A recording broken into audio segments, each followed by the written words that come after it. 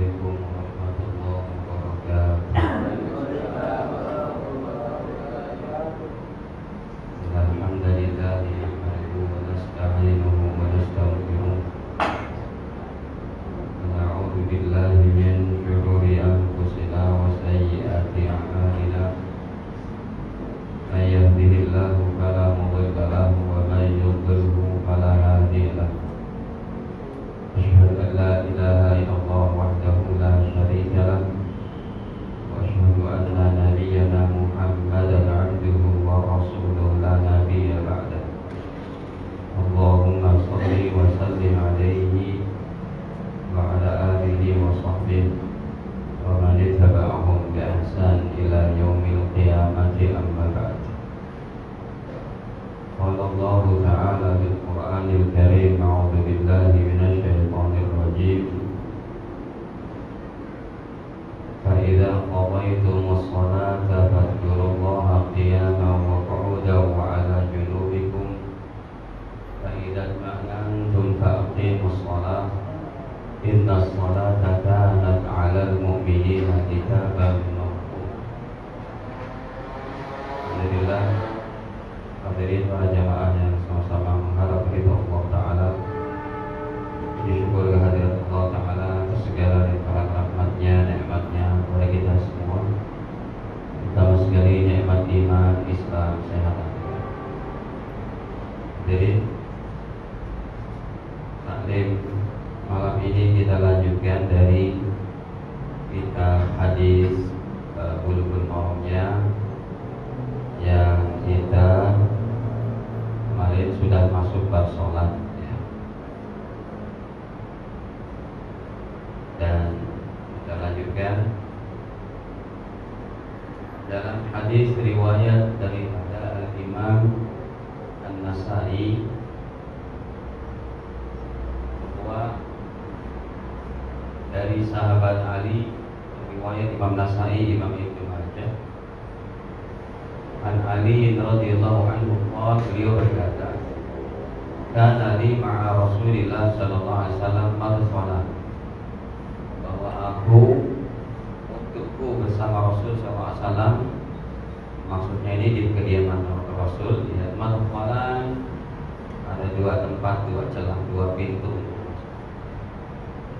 Fakuntu idza ataituhu wa yusalli, dan apabila aku datangi Rasul dalam keadaan sholat, tanah nahali, maka beliau berdehem-dehem, memberikan isyaratnya dengan cara berdehem. Tapi berdehemnya ini yang tidak menampakkan huruf, satu huruf pun yang punya arti dalam bahasa Arab. Kalau sampai hurufnya itu punya arti dalam bahasa Arab, maka tidak sah. Ya, jadi Rasul sholat, Ali ada dua tempat dia untuk masuk kepada Nabi. Ada dua akses. Ketika lagi sholat, Ali datang, ya, Sayyidina Ali datang, maka Rasul berdehem-dehem.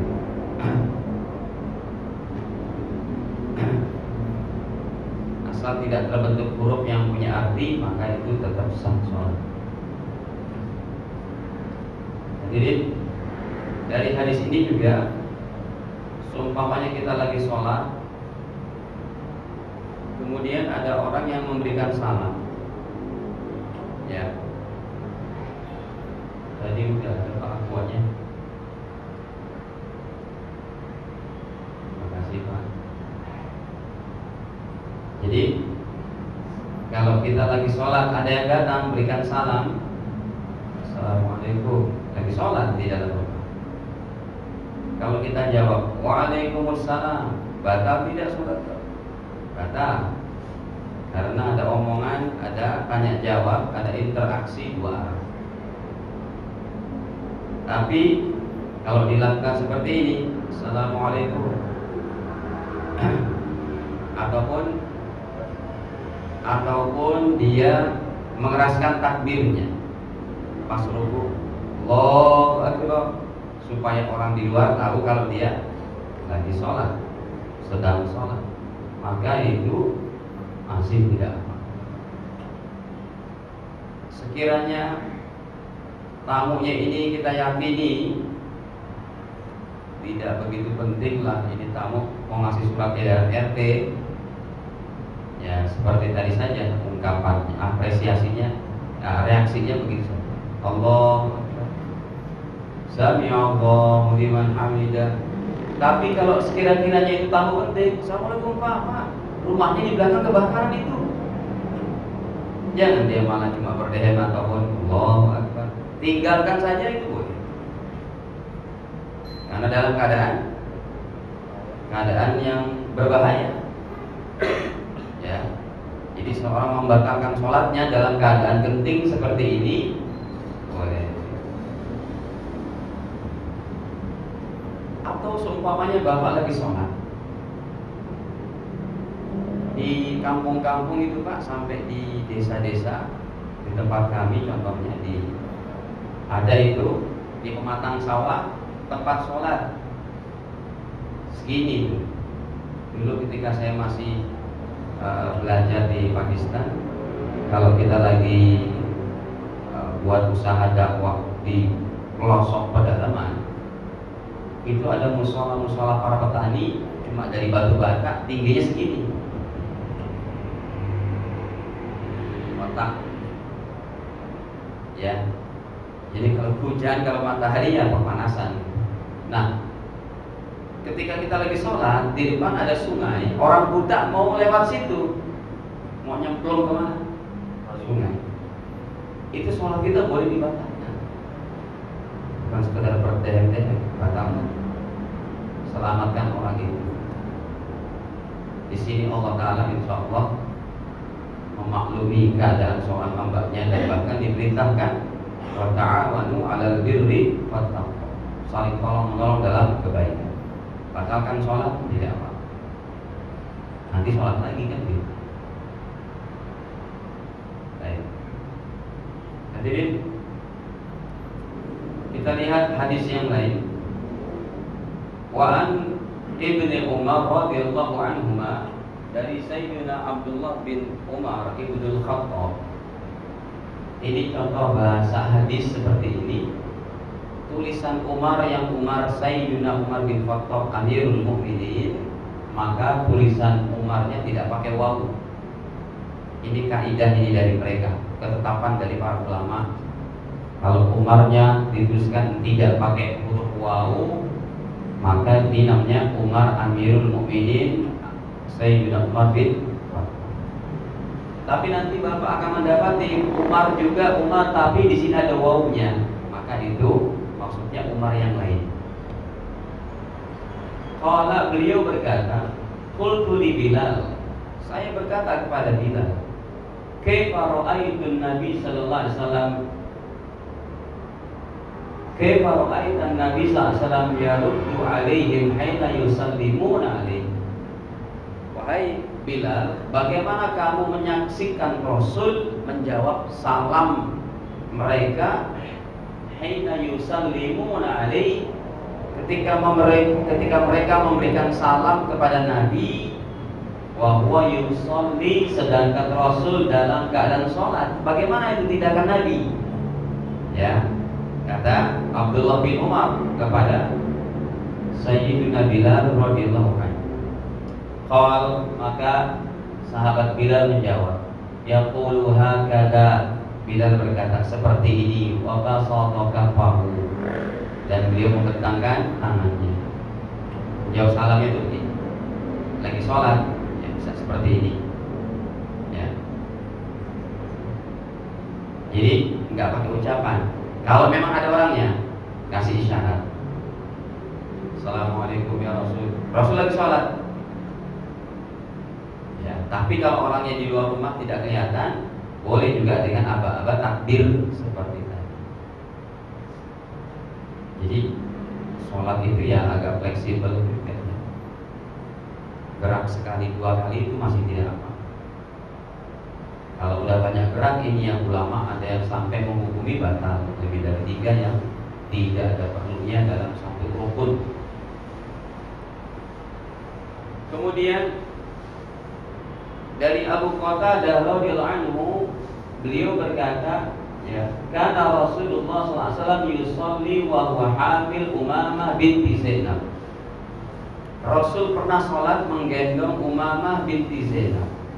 Umamah ini masih kecil. Fa idza sajad wada'aha. Ketika Rasul sujud, Umamahnya ditaruh. Wa idza qama hamalaha. Kalau Rasul kembali naik lagi, Umamahnya digendong. Ya. Jadi hadirin, dalam sholat Rasul pernah berbuat seperti itu. Yang ini hadisnya adalah riwayat Imam Bukhari Muslim. Para ulama berkata, kalau bayi yang digendong dalam sholatnya seseorang dan bayinya itu pakai pempes yang bernajis, maka ulama berkata hukumnya batal, sholatnya tidak sah. Karena si bayinya apa? Menanggung najis secara di luar tubuhnya tadi. Pempes kan di luar tubuh.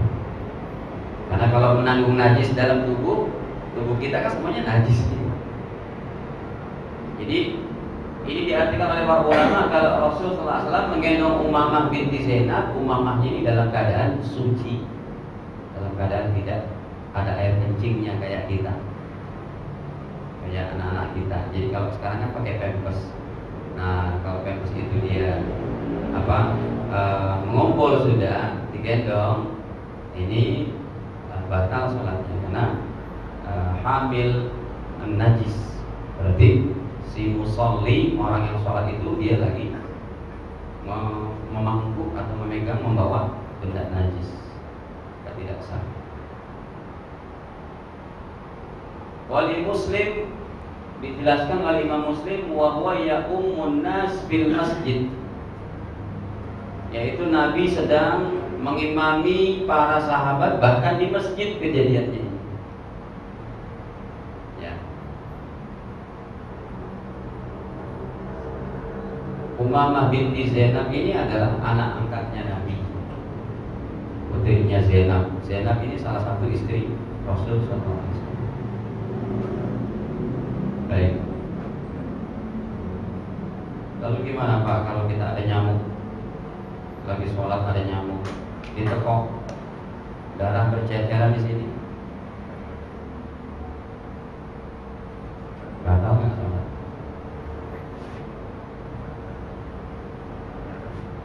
Batal. Tidak batal.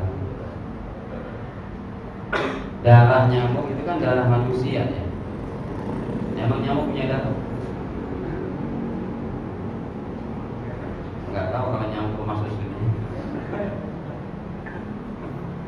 Nyamuk itu nggak punya darah. Nyamuk darahnya berasal dari gigitan manusia. Manusia digigit sama nyamuk. Nyamuk berdarah.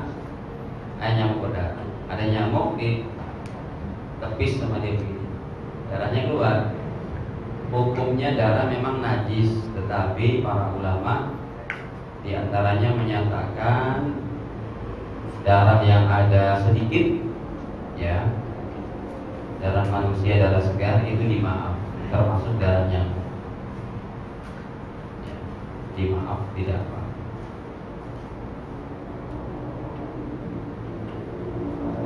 Kemudian hadirin, hadis riwayat daripada imam yang empat, Imam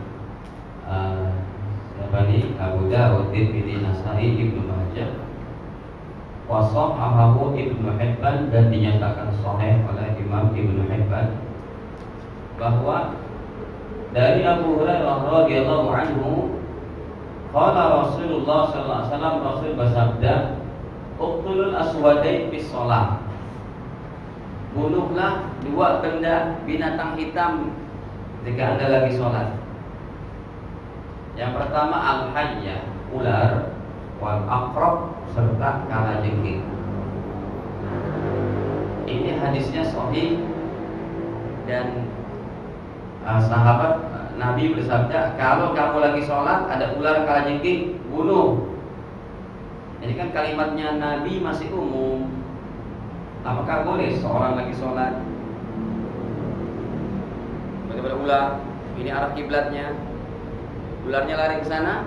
Wah, saya ngamalkan hadis ini nih, ambil kayu, balik lagi sholat. Hadirin, kalau menurut Al-Imam Asy-Syafi'i, gerakan lebih dari 3 kali seperti itu bukan sudah gerakan orang sholat. Jadi dipahami hadis Nabi seperti ini, bahwa kalau ada ular,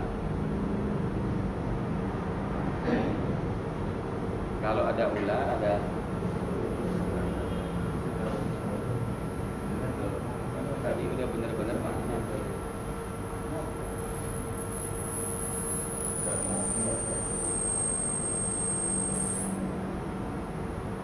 Halo.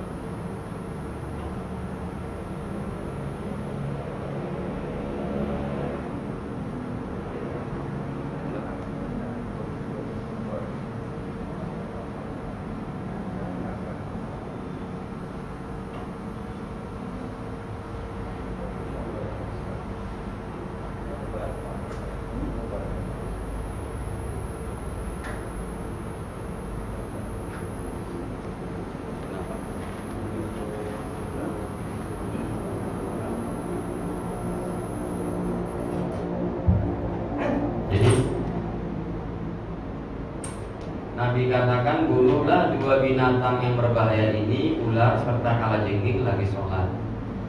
Maksudnya bunuh itu dalam keadaan Anda mampu untuk membunuh dengan tidak banyak bergerak. Contohnya lagi sholat, di hadapan ular tongkat, bunuh ularnya.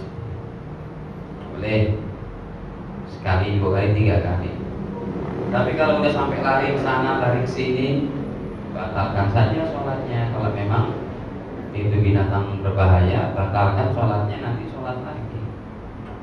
Nah hadirin, membunuh binatang-binatang seperti ini ada yang dianjurkan oleh Nabi, bahkan 5 binatang atau 4 binatang.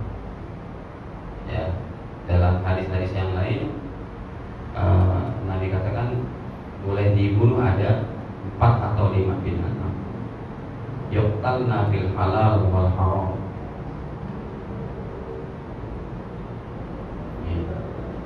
Khamsun, ada 5 binatang dalam Sahih Bukhari. Minad dawab, dari binatang-binatang, kulluhunna fasiq. Yang 5 macam ini binatang-binatang yang berbahaya, binatang-binatang yang jahat. Yuqtalna bil haram, ya, boleh dibunuh sekalipun dalam keadaan ihram, ya, ataupun di tanah haram, yaitu al-ghurabu. Al-ghurab itu gagak yang jahat. Kemudian wal hud'ah, yaitu burung elang. Wal aqrab, kalajengking. Wal baqrah, serta tikus. Tikus boleh dibunuh. Wal kalbul aqur, serta anjing gila. Bahkan di sini nggak disebutkan apa ularnya, ular kurang.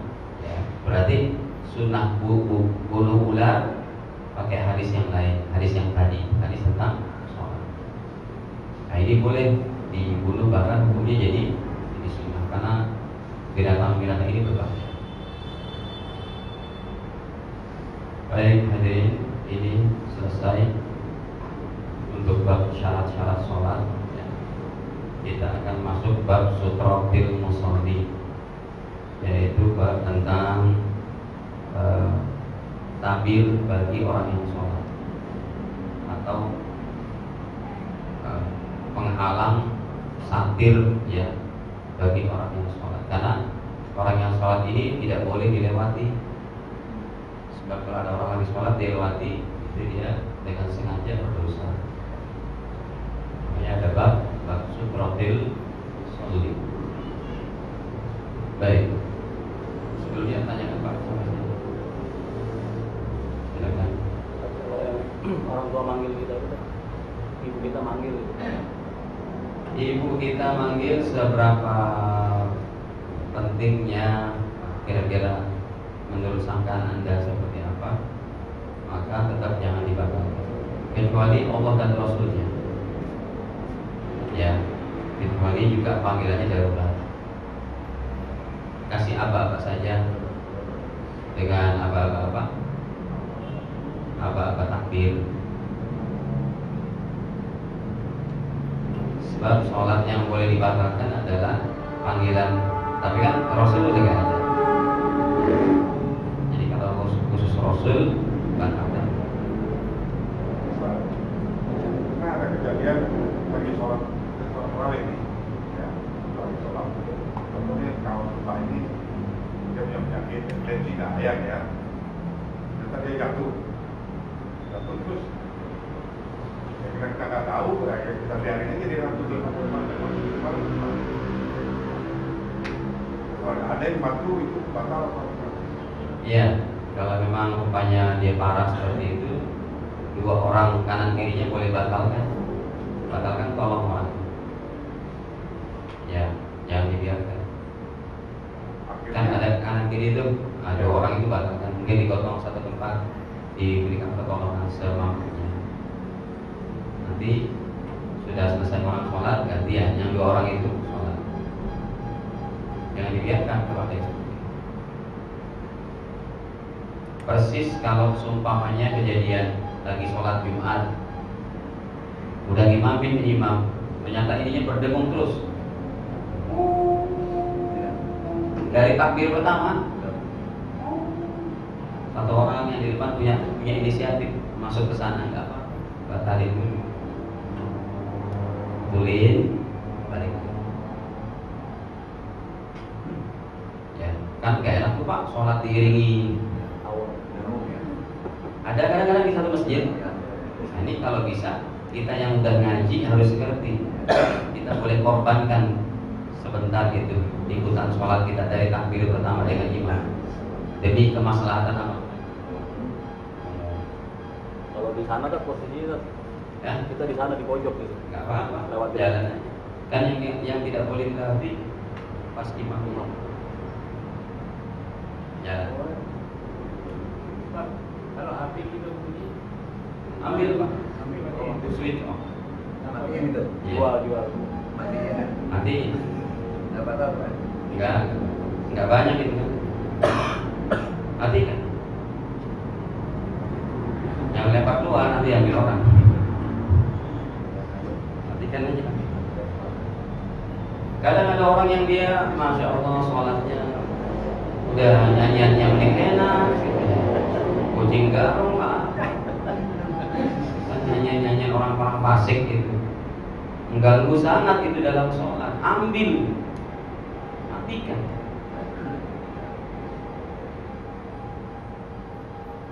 Makanya hadirin, saya sering ingatkan jangan ringtone kita pada ringtone musik, jangan juga ringtone kita bacaan Fatihah.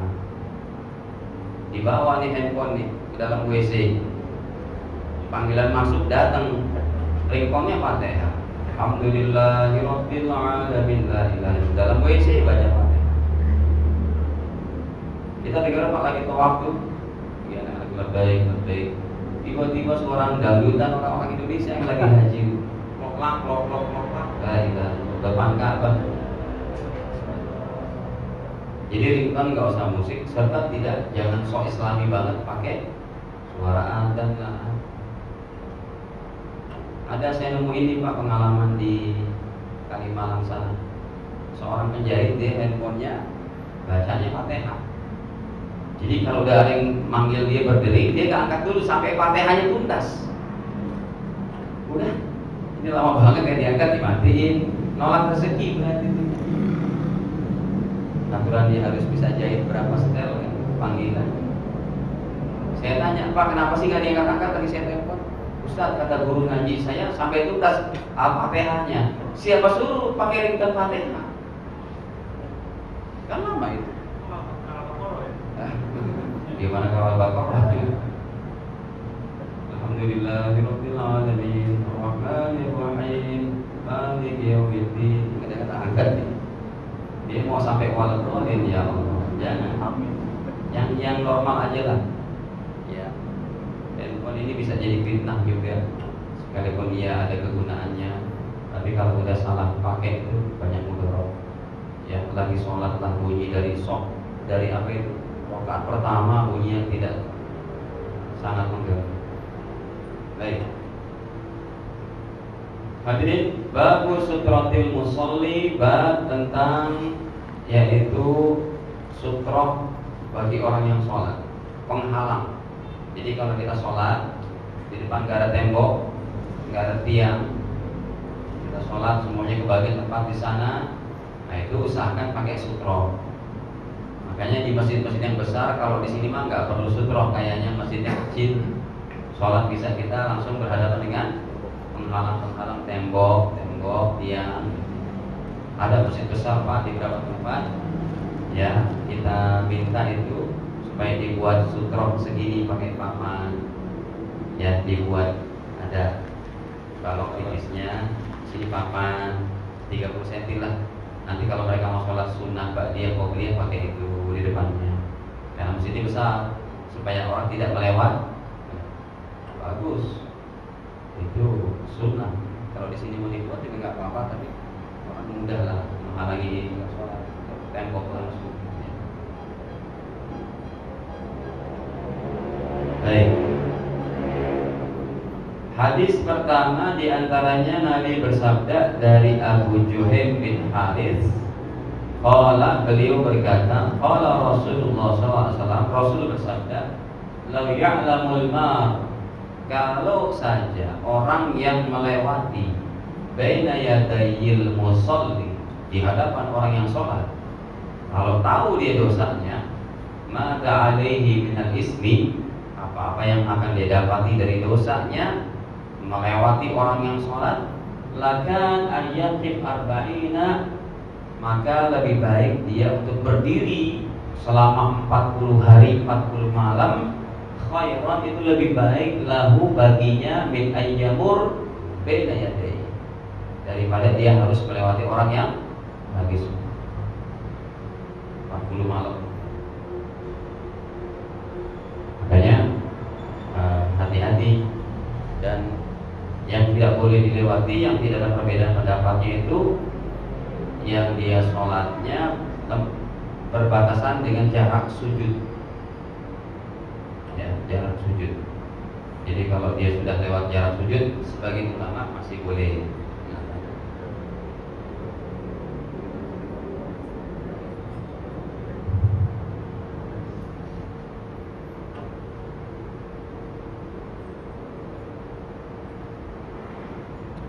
Dan waqa'a fil Bazzar, memang ada sih dalam riwayat Imam Bazzar dari jalan yang lain, hadisnya itu arba'ina khalifah, 40 tahun Bang.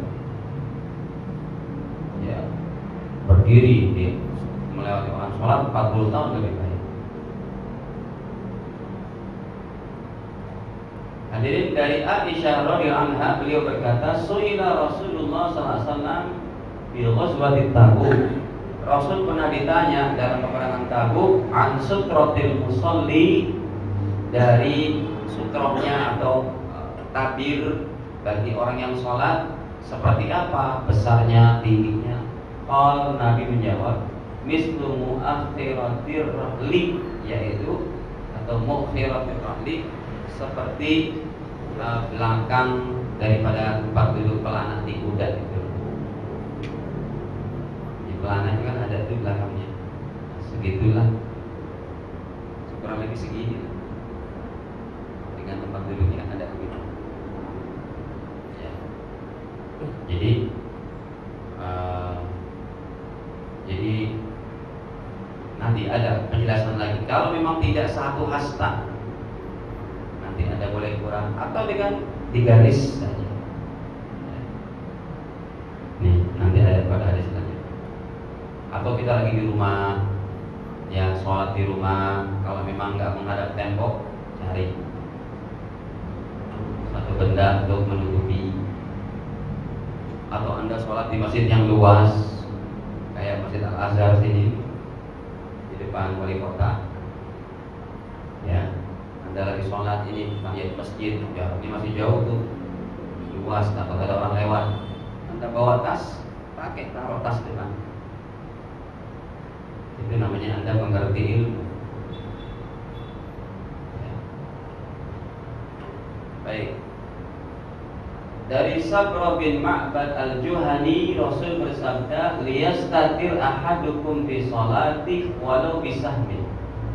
Hendaklah kalian memakai aling-aling dalam sholat, sutra, penghalang dalam sholatnya, walau bisahmin, sekalipun dengan saham itu busur panah. Ya, busur panah bisa didirikan kan? Kalau nggak didirikan ya ditidurkan. Yang penting bisa untuk menjadi tanda kalau saya ini lagi sholat. Kecuali kalau emang di Masjidil Haram, tapi kalau bisa kita hindarkan. Di Masjidil Haram, masya Allah, orang sholat sunnah lewat, tetap kita harus hindarkan itu. Kecuali kalau memang sudah tidak bisa ya, sambil istighfar. Kadang kan ada satu komisi yang sangat padat itu di Masjidil Haram. Pakai tawaf itu Pak, pernah kami merasakan tawaf nggak ada nempel dengan badan orang lain. Kesian makanya kalau yang perempuan kayak itu biasanya ada pada lagi tawaf ifadhah. Habis dari Arafah kita terus dari Pak kita ke Mekah. Nah kemarin yang kecelakaan di Mina itu mereka rutenya ngambil dari Arafah Musdalifah ke Mina. Nah kalau saya tiap tahun bawa rombongan haji, Arafah Musdalifah tidak ke Mina, karena saat itu memang menjublok banget orang, beberapa juta sih. Nah kita ambil pada posisi tahallul yang kedua yang dibolehkan oleh Rasul, Arafah Musdalifah Masjidil Haram. Kita buat ifadhah untuk tahallul pertamanya, tapi itu padat juga, sampai berdasarkan. Makanya kita nggak berani ngambil jarak yang kira-kira mendekati arah apa ini, arah Ka'bah. Kita kebanyakan di sini, pinggir-pinggir.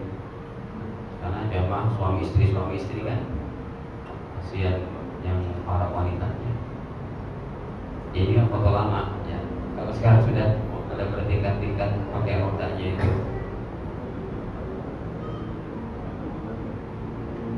Baik, jadi nanti ada kelanjutannya lagi. Qala Rasulullah SAW, Nabi bersabda, sementara hadisnya dari Abu Dzar radhiyallahu anhu, yaqta' salatal mar'il muslim, memutuskan salat seorang muslim idza lam yakun baina yadayhi mislu mukhiratir rahal. Akan memutuskan sholat seorang, membatalkan, bukan membatalkan. Kalau Imam Syafi'i mengartikan memutuskan dia dari pahala yang sempurna, yaitu makruh. Jadi kalau dia nggak pakai aling-aling, ada orang yang lewatin, ada berapa macam nih. Nah dikatakan al-mar'ah, wanita yang menstruasi, wal himar, keledai, wal kalbul aswad, anjing hitam. Wafihi, dalam keterangan lain, al-kalbul aswad syaitan, anjing hitam itu syaitan. Nah, jadi kalau kita sholat, usahakan pakai itu. Kalau kita lagi sholat pun usahakan anak kita suruh umiknya supaya pegang dulu anak kita, jangan melewati depan.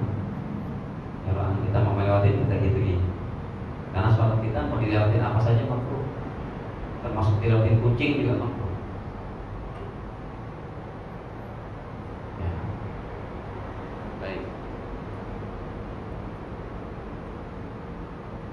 Kalau menurut Abu Hurairah sama seperti tadi dunal kalb, tapi nggak ada lafaz atau kalimat kalb, anjing. Ya. Kemudian menurut Imam Abu Dawud, Imam Nasai dari Ibnu Abbas seperti itu juga hadisnya, duna akhiri, tapi lafaz akhirnya beda. Di sini waqayyadal mar'ah bil haid, ada ketentuannya, wanitanya itu wanita menstruasi. Ini dipahami hadis ini oleh Imam Ahmad bin Hanbal, ya terutama juga ulama-ulama Saudi, bahwa kalau ada orang lagi sholat dilewati sama yang berapa macam tadi, ya wanita, keledai, anjing, maka sholatnya batal. Kalau Imam Syafi'i katakan tidak batal, tapi makruh, tapi tetap tidak baik. Makanya perlu ada sutro atau penghalang. Ini pada maghrib masih ngantuk juga mesti.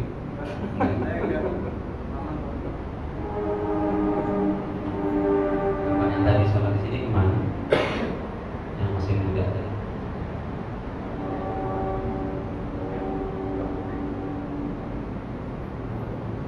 Yang biasa ngaji juga.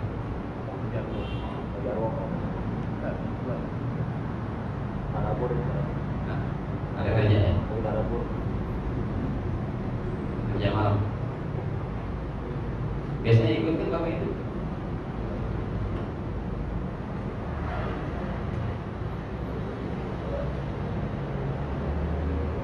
Nih, dari Abu Sa'id Al-Khudri selanjutnya Rasul bersabda, "Idza shalla ahadukum ila syai'in yasturuh." Kalau kalian sholat kepada satu benda yang sudah menjadi penghalang kalian, satir, sutro, ya minan nas, yang dia bisa menghalanginya dari manusia. Fa'arada ahadun ayyajtaz baina yadayhi. Kemudian udah diberikan sutra penghalang, ada orang masih mau terobos juga. Kata Nabi, "Faliyad fa." Gini, apa tuh? Tolak. Jadi kita lagi sholat, ada yang lewat. Sebelum dia lewat, fa'in aba, kalau udah kita giniin masih mau lewat juga, kata Rasul, falyuqatil, perangi dia. Kenapa? Kalau ngeyel kayak gitu berarti kata Nabi, fa'in nama huwa syaitan, itu syaitan. Ya, kalau anak kan kecil ya kita tahu.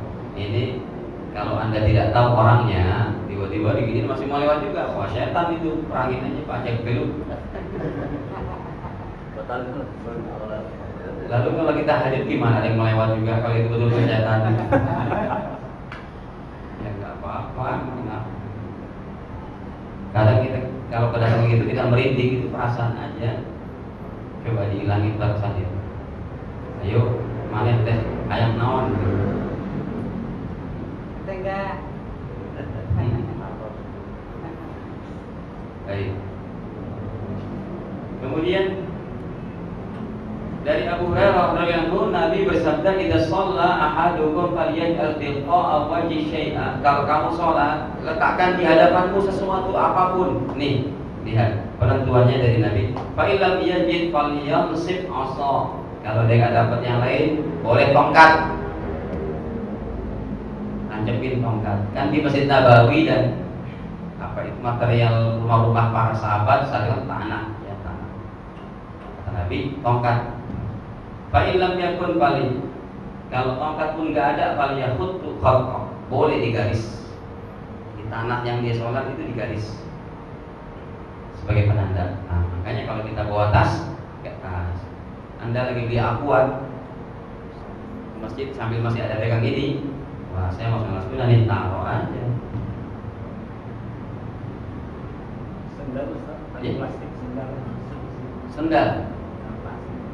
Tapi sendal terlalu apa ya Pak? Bekas masuk WC, jadi saya sih tidak setuju dengan sendal dibawa masuk ke masjid. Boleh dimasukin plastik tapi tetap taruh luar. Hilang-hilang juga ya Pak. Makanya kalau memang masjidnya khawatir orang banyak suka sama sendal Anda yang baru, pakai sendal yang biasa-biasa. Saya tidak setuju yang dia sendal dibawa masuk, sekalipun dibuntal pakai apa. Image kita itu tetap dia itu dibawa ke WC, sholatnya. Summa la yadurru man marra baina yadayhi. Kalau dia udah paling tidak dia tulis itu Pak, pakai digaris pasir di Masjid Nabawinya atau rumahnya digaris, maka tidak apa-apa orang yang melewati setelah. Ya paling tidak ada tandanya. Ya. Makanya ada orang kita yang dia pakai sorban di sini ya, kalau sholat itu ditebarin gitu. Tapi bisa jadi itu sebagai penanda. Yang dia juga dipakai alat sujud sejadah juga. Cuma kalau pakai sejadahnya jangan terlalu apa ya, sejadahnya lebar, satu orang segitu jadi kosong ini. Nah, ini nggak bagus sok barisan sholat. Cukup ya hadirin. Private time-nya cuma segini.